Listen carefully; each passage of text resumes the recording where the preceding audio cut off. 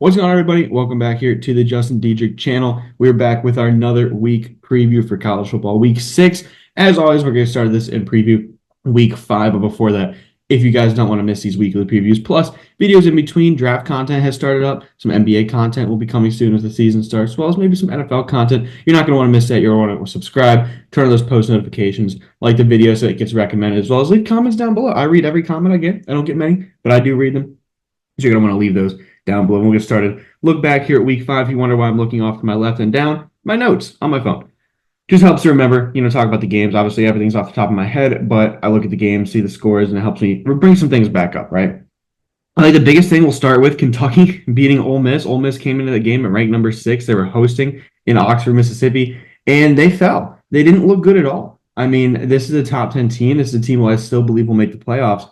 But then you look at it, their offense just didn't do it. 17 points. And we know Kentucky's better than what their record would say, right? They almost beat Georgia a few weeks back. But that's just not a game that Ole Miss can drop, and not at all. Let me see here. Cincinnati, Texas Tech was another big one. At least for the Big 12, those were two teams with good records coming in it. Cincinnati came into that with 3-1. Texas Tech 3-1 as well. So it would have had some implications for the Big 12. And that was one of the best games of the night. High scoring 44-41 victory for Texas Tech. Of course, I'm a Bearcats fan, so it hurt to lose, but I'm optimistic about this team's offense. Brendan Sorsby is kind of putting himself in top 10 for Heisman. I don't think he's going to end up making it to New York, but he's in that conversation. He's playing incredibly well. If you haven't been able to catch him play this season yet, I highly suggest it. It's really, really good and fun football. Then we can take a look. Kansas State destroyed Oklahoma State by 22 points. I kind of predicted this. I thought Kansas State, even though they lost to BYU, I think Kansas State's still the best team in the Big 12. Them or Utah for sure. We'll talk about Utah in a little bit as well. But they played well. Their offense was back clicking. Oklahoma State just doesn't have an offense this year. We take a look at the stats. Avery Johnson threw for 3 touchdowns, 259 yards. Ollie Gordon really hasn't been the same this year. He only had 76 yards. They really have to figure it out over there in Stillwater, or they're going to be dead in the water come a few weeks. BYU almost lost to Baylor. They were able to get that one out and win, stay undefeated. Indiana stays undefeated with a victory over Maryland.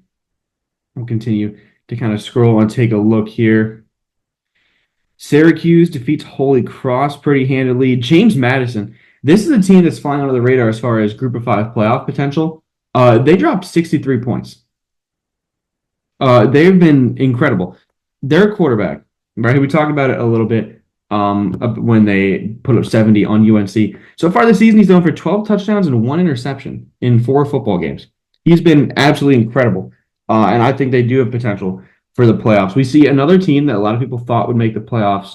The Group of 5, Texas State, fall to 2-2 after a loss to Sam Houston State. Jordan McLeod looked good. They just couldn't get it done. They couldn't stop Hunter Watson on the ground. He put up 2 rushing touchdowns and 100 yards, and they fell. USC, they win against Wisconsin. That was a little bit closer. It seemed like USC was in control, but it was closer than it probably should have been for them. Notre Dame, Louisville was an ugly game. Notre Dame ends up coming with the win. They're probably going to be they don't have a hard schedule, so they're probably going to be in the playoffs, but I really don't think they deserve it. Oklahoma stays alive versus Auburn. A&M stays alive versus Arkansas. Kansas is continuing to disappoint everyone. They lose to TCU this week. UNLV, Fresno State. I talk a lot about this one because I thought Fresno State was a better football team. Turns out I was completely wrong. UNLV, even without Matthew Sluka, Hajj Malik Williams came in and was electric. He was dynamic. UNLV put up 59 points, and I think they solidified themselves as probably the best Group of 5 team at the moment. They do have to play Boise State later in the year, and I think those are the best 2. I think the winner of that game makes the playoffs. And we'll get to Boise State in a little bit, but that should be a fun game. Continuing to look down here, Texas survives. Colorado goes into Orlando, Florida, and beats UCF handedly, 27-point victory. Clemson takes care of business. Iowa State takes care of business in an ugly 20-0 game against Houston.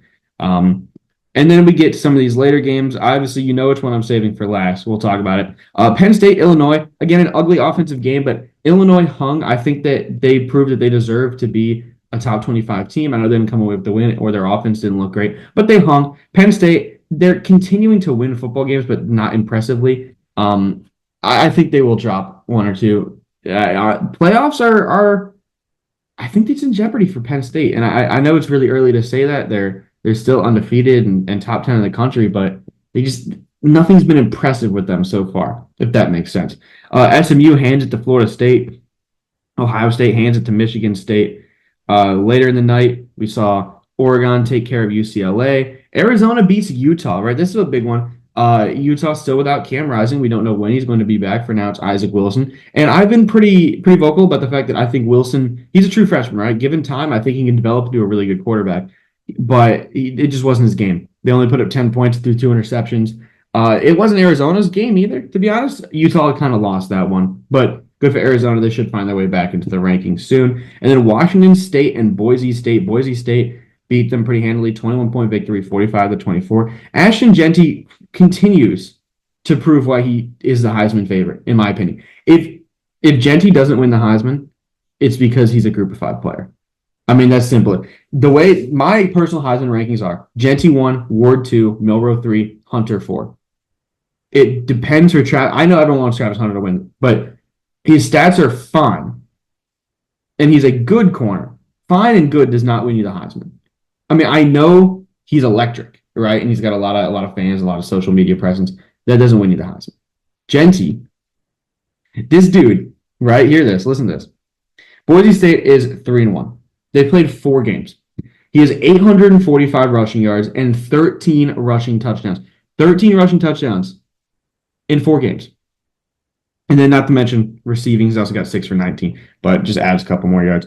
But Boise State continues to be incredible. If UNLV can find a way to stop Ashton Jeanty, they can win the football game against Boise State. But if not, Boise State wins that. I think Boise State is the best Group of 5 team. And I think they could, if they get into the playoffs and host on the blue field, I think it could be a nightmare scenario for a lower seeded playoff team. Anyways, continue to get in. Rutgers stays undefeated against Washington. Miami, Virginia Tech, the controversial ending. In my personal opinion, they should never have called it a catch on the field because no one had clear possession ever. It was not a catch. It was not a touchdown. He did not have possession. No one had the ball, right? However, I understand people's argument of they did call it a catch and there's not enough to overturn it, so they should have kept it. However, I do think at the end of the day, the right call was made. There was no touchdown. There was no catch. Miami should have won the football game. So they did. But either way, a fun game. Not Cam Ward's best game. You know, I'm a huge Cam Ward fan. Not his best game. He turned the ball over 3 times. But when it mattered, he went down there and scored. Miami won the game. They're staying undefeated. Then we get to the big one. Georgia, Alabama, right? Alabama was up 28-0 at a point. 28-0. Georgia ends up coming back to take the lead in the 4th quarter late. And then you all know what happens. Ryan Williams, 17-year-old freshman wide receiver, goes out there and scores a 75-yard touchdown pass from Jalen Milroe. Yeah, I mean, that was all Ryan Williams, by the way. Incredible player. I mean, this dude is going to be a top 10 pick in 2 more years, 2 more seasons. He's incredible. And then Carson Beck struggled mightily. He threw for 439 yards and 3 touchdowns. He really put it on in that second half.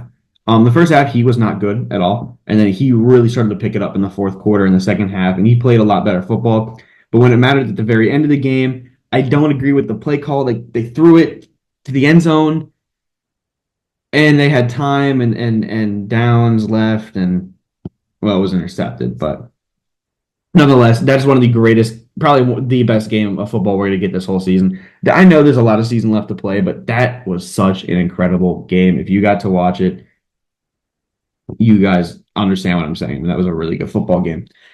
Looking ahead, week 6, right? We see the matchups. UNLV hosting Syracuse is interesting. If UNLV can stay undefeated and beat a 3-1 ACC school, their ranking could move up even more. Missouri plays at Texas A&M. This is interesting. 2 top 25 teams, 2 teams that are top of the SEC. Can Missouri stay undefeated? They had a blunder a few weeks ago against Boston College. Can they prove that it and Vandy, how could I forget? They haven't looked great this year. Can they prove that they deserve their ranking going into Texas A&M and beating the Aggies? Continuing to scroll next week's games, Ohio State hosts Iowa. I don't think Iowa has much of a chance in that one, but it's always worth noting. Ole Miss going into South Carolina. We saw earlier South Carolina can prove tough for ranked opponents. They almost beat the LSU Tigers earlier in the year. maybe they can upset Ole Miss, and Ole Miss can lose 2 in a row, and that would be disastrous for their season. Georgia, Auburn. Auburn's not a great football team. Georgia will win handedly. Stanford, Virginia Tech should be pretty interesting. We see the beginning of some more MAC conference play. Rutgers, Nebraska is a huge game, in my opinion, because Rutgers doesn't have a tough schedule. I'll take a look at this and confirm that I'm right, but I believe they avoid Ohio State, Penn State, Oregon, and Michigan. Right? So if they can beat Nebraska, USC, and Illinois are their toughest games left. They have a chance to go 1, maybe 2 losses, make the Big Ten championship, maybe make the playoffs. I mean, if they can beat Nebraska this week, that is huge for the Scarlet Knights. And Nebraska, if they can win this, you're going to win over a 4-0 football team. You improve to 5-1, probably make your way back in the rankings, and continue to fight for that playoff spot. Again, this is a 12-team playoff this year. There's a lot of teams who are going to be fighting for those back seeds, that 12, that 11, that 10, that 9. You're going to be fighting for it. And it's going to be interesting to see. Florida State, Clemson, we will not have DJU. He is injured and out for that game. Tennessee, Arkansas. Tennessee's up to number 4 in the country, which is crazy, but they deserve it. Another thing, the national championship rematch when all the players are gone. Michigan heads into Washington to play Michigan's top 10 team. Washington is 3-2. They're still a good football team. They're not their natty team, and neither is Michigan. I don't think too many people are going to be watching that one on NBC and Peacock, but still worth noting, national championship rematch. Can Michigan finally figure out how to pass the football? Because that's been an issue for them. They haven't been able to pass. Alex Orji hasn't been good, and Davis Warren has definitely not been good. So we'll see if they can figure that out. Iowa State looks to stay undefeated against 2-3 Baylor this week. UCF and Florida, which is interesting. In-state teams are not really rivals, but UCF is going to take this one very seriously because in-state, and they were, the lower program for a long time. I do think UCF probably wins a game, but it'll still be interesting. Duke, 5-0 undefeated going into Georgia Tech. If they win that and improve to 6-0, they could potentially find themselves into the top 25. And then we get those last 2 games in the night. 10:30 p.m. is your college game day game. Heading into Cal, Berkeley, Miami, ranked number 8, undefeated. Can they beat the 3-1 California? Are they the Golden Bears or just the Bears? I think they're the Golden Bears. I'm not entirely sure. And Cal hasn't looked all that impressive this year, but they're 3-1. So it could prove tough for Miami, but Miami's ranked number 8. They're 5-0. What I found this interesting was they're going to Berkeley for the first ever time for college game day, and the game's at 10:30. If you want to watch the college game day game, you got to stay up till 10:30 Eastern time to watch. I mean, I know the West Coast, so that's why. But 10:30 Eastern time is ridiculous. I mean, I probably will stay up because I like to watch anytime I can watch Cam Ward play football. But still, crazy. And then Texas Tech, Arizona, 2 one-loss Big 12 teams playing at 11 o'clock at night in Arizona. Again, this could prove maybe consequential for the Big 12 race that comes later in the year because Arizona technically does not have a Big 12 loss, right? I know that they lost to Kansas State earlier in the season. However, that was a pre-scheduled out-of-conference matchup when Arizona was still in the Pac-12, so it did not count as a conference game. So Arizona still is undefeated in the conference, right, with a win over Utah. So if they can beat Texas Tech and continue to stay undefeated in the conference, maybe they can work their way back up to that top team that we thought they were going to be going into the season, right?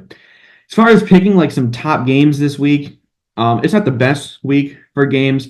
I do think that the Texas Tech and Arizona one will be a good game. Rutgers, Nebraska, we talked a lot about. I think that'll be a great game.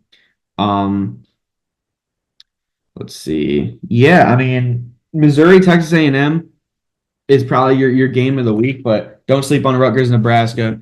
Don't sleep on Arizona and Texas Tech. But that is going to be it for this video. If you guys enjoyed, leave a like and subscribe. Turn on those post notifications so you don't miss any of my uploads. Continuing the regular weekly uploads so you don't want to miss those. As well as leave a comment down below if you agree with my picks, you agree with my takes. If you got something else you want to add, I read them all and respond, so I will get to that. But yeah, that will leave you all with all that, and I'll see you all in the next video.